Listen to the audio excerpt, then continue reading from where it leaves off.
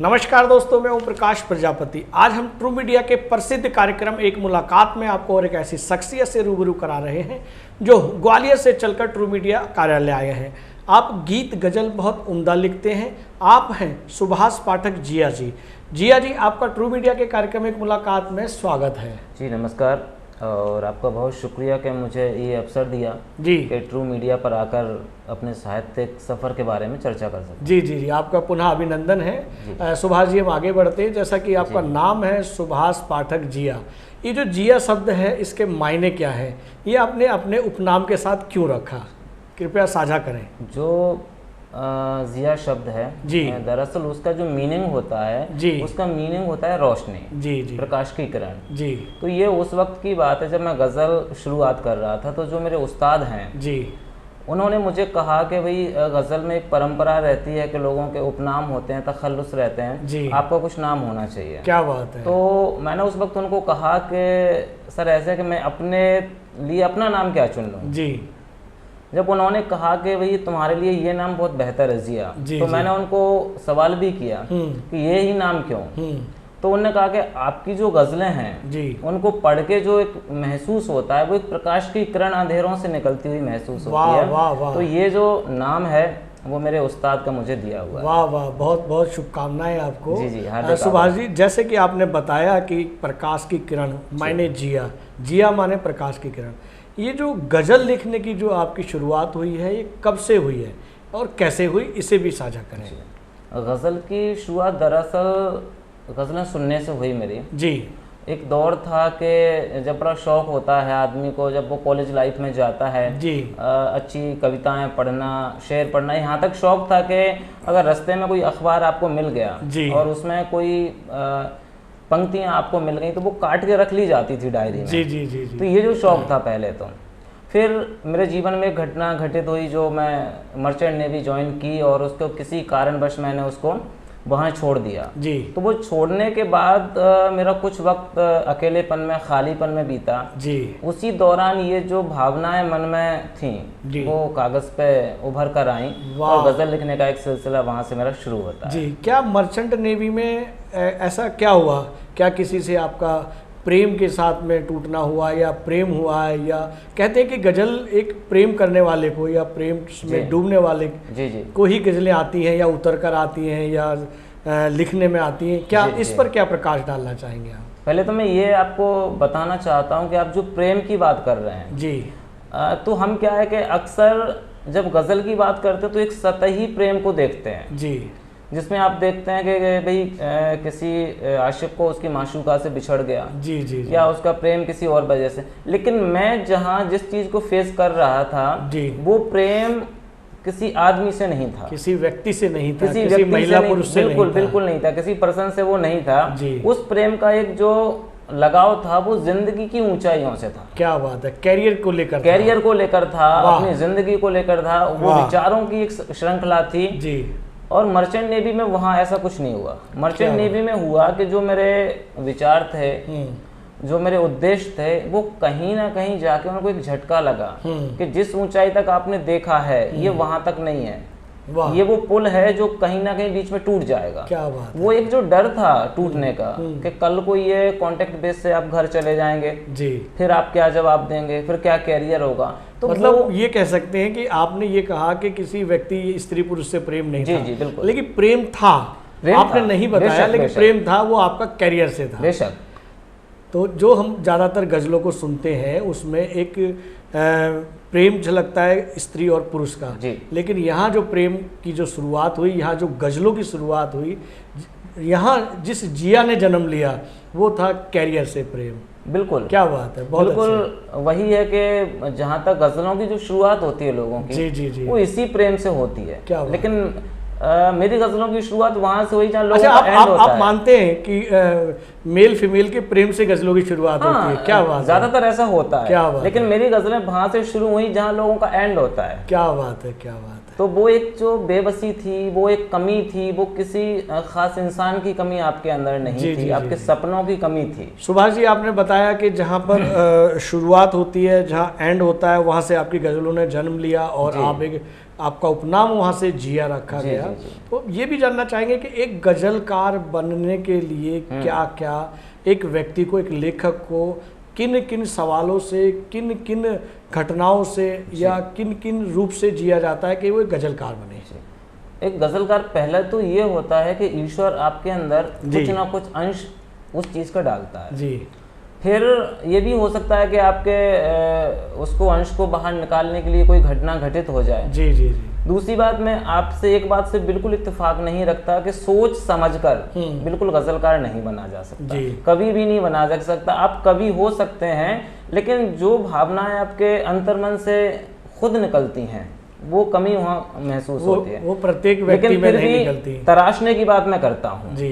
एक आदमी के अंदर बीज है, उसको आप पनपने देते हैं, खाद पानी देते हैं, यहाँ भी खाद पानी आपको देना है। आपके अंदर है, आप बेहतर किताबें पढ़ें, अच्छे विचारों में जाएं, फिर तराशने का काम आता है। गज़ल में, मेन गज़ल की बात करूंगा तो यहाँ पे अभ्यास बहुत ज्यादा काम आता है जी। आप जितना अपने लिखे को काटते हैं उतना आपके अंदर बेहतर लिखने की संभावनाएं होती हैं। तो एक लाइन में अगर मैं कहूँगा तो वो ये है कि मेहनत, अभ्यास, सारी ये सब चीज़ें बहुत ज़रूरी हैं। मतलब यहाँ ये भी कह सकते हैं कि अपने बड़े वरिष्ठ लेखकों को पढ़ने का अभ्यास भी बहुत ज़रूरी है, तभी हम अपने अंदर भीतर जो बीज जो है उसको अंकुरित कर सकते हैं। बिल्कुल, बहुत अच्छे, बहुत अच्छे, बहुत अच्छी बातचीत की आपने सुभाष जी। हम आगे बढ़ते हैं कि आपकी अब तक कितनी पुस्तकें प्रकाशित हो चुकी हैं? मेरी पुस्तकों का सिलसिला प्रकाशन का 2020 में शुरू हुआ जी, जहां मेरी पहली किताब गज़ल संग्रह जो है वो है दिल धड़कता है जी। और ये दिल धड़कता है मध्य प्रदेश उर्दू अकेडमी के सहयोग से बहुत अच्छे प्रकाशित हुई है जी। उसके बाद मैंने एक किताब का जो काम किया वो संपादन का काम था जी, जिसमें पूरे देश भर से 40 युवा गज़लकारों को शामिल किया जिनकी उम्र 40 से कम थी। दरअसल मैं जिस उम्र में मैं खुद हूँ, वहाँ एक चीज़ महसूस ये होती है कि जो वरिष्ठता के तौर पे गज़ल विशेषांकों में, अन्य विशेषांकों में वही नाम बार बार रिवाइज होते रहते हैं। तो होता ही है कि जो बहुत बेहतर भी कह रहे हैं, लेकिन लोग ये कह के कि अभी तो ये बच्चा है, बालक है, छोटा है, थोड़ा सा नज़रअंदाज करते हैं जी। तो एक कोशिश थी कि इस उम्र के लोग भी जो बहुत अच्छा काम, नया काम कर रहे हैं उसको सामने लाया जाए। तो ये तो आपने अपने संपादन में किया है जी जी। लेकिन क्या कभी आपको ऐसा महसूस हुआ कि जो वरिष्ठ गज़लकार हैं या लेखक हैं उनकी नज़रों से आपको कभी ये ऐसा ना लगा हो कि आप एक लेखक, गीतकार या गज़लकार हो ही नहीं सकते? कोई ऐसी घटना हो हमें शेयर करें। नहीं, मेरे खुद के लिए ऐसी कोई घटना नहीं है। मेरे खुद के लिए तो इससे उलट रहा है हमेशा जी जी जी। मेरे लिए उलट हमेशा से ही रहा। मैंने शुरू में ही ये महसूस किया कि अगर मैं कहीं गज़लें भेज रहा हूँ तो लोग आश्चर्यचकित होकर मुझे फ़ोन करके पूछते थे कि भाई तुम्हारी ही गज़ल तो है। क्या बात है, ऐसा तो नहीं है किसी वरिष्ठ शायर की आपने उठा के और भेज दी हो। जी जी जी जी। फिर उसके बाद कहीं भी जब मैंने गज़ल पढ़ी तो लोगों का आशीर्वाद मुझे मिला। बाकायदा लोगों ने बाहर आके कहा और उसको सराहा। तो मेरे लिए तो बिल्कुल ये हमेशा अच्छा रहा, वरिष्ठों का आशीर्वाद मेरे साथ रहा। क्या बात है जी। सुभाष जी, हम चाहेंगे कि आपकी जिन गज़लों की वजह से वरिष्ठों का आशीर्वाद मिलता है जी, हमारे दर्शकों को भी कुछ गज़लों के चुनिंदा शेर, हालांकि सभी शेर आपके प्रिय हैं, बावजूद उसके कि आप अपने चुनिंदा शेर हमारे दर्शकों को जी। बहुत शुक्रिया। मैं जी पहले तो एक मतलब वो सुनाना चाहता हूँ जहाँ से मेरी गज़लों की शुरुआत होती है जी। स्वागत। वो यूँ था कि उजाले ही उजाले हैं, वाह, ये साए फिर भी काले हैं। आहा, उजाले ही उजाले हैं, ये साए फिर भी काले हैं। वाह। पता मत पूछिए अपना, हवाओं के हवाले हैं। आहा, पता मत पूछिए अपना, हवाओं के हवाले हैं। वाह। और जहाँ तक आशीर्वाद मुझे अपने बड़ों का मिला और जो मेरी गज़ल मेरी पहचान बनी जी, वो गज़ल के मैं 2-3 शेर जी हाजिर करता हूँ। स्वागत स्वागत। उससे पहले एक शेर के कोई दामन कोई शाना होता, कोई दामन कोई शाना होता, मेरे यशकों का ठिकाना होता। वाह वाह। कोई दामन कोई शाना होता, मेरे अशकों का ठिकाना होता। वाह। तुम नहीं कोई नहीं है जैसे, तुम नहीं कोई नहीं है जैसे, तुम अगर होते जमाना होता। वाह वाह वाह वाह वाह वाह, बहुत शुक्रिया। कि तुम नहीं कोई नहीं है जैसे, तुम अगर होते जमाना होता। वाह। और एक गज़ल से 2-3 शेर और सुन लीजिए, जो मेरी पहचान है और मेरी किताब जिसके नाम पर है। जी स्वागत है। कुछ अजीब सा आज़ार दिल धड़कता है, कुछ अजीब सा आज़ार दिल धड़कता है। वाह। हर एक सदा पे हर एक बार दिल धड़कता है। वाह वाह वाह। हर एक सदा पे हर एक बार दिल धड़कता है, और हमारा यार तो रहता है झील के उस पार। हमारा यार तो रहता है झील के उस पार, सदा जो आती है इस पार दिल धड़कता है। वाह वाह वाह वाह वाह, बहुत शुक्रिया। क्या कहने। हमारा यार तो रहता है झील के उस पार जी, सदा जो आती है इस पार दिल धड़कता है। करे ना जिक्र भरी बज़्म में कोई उसका। वाह वाह। करे ना जिक्र भरी बज़्म में कोई उसका, मेरे हबीबो खबरदार।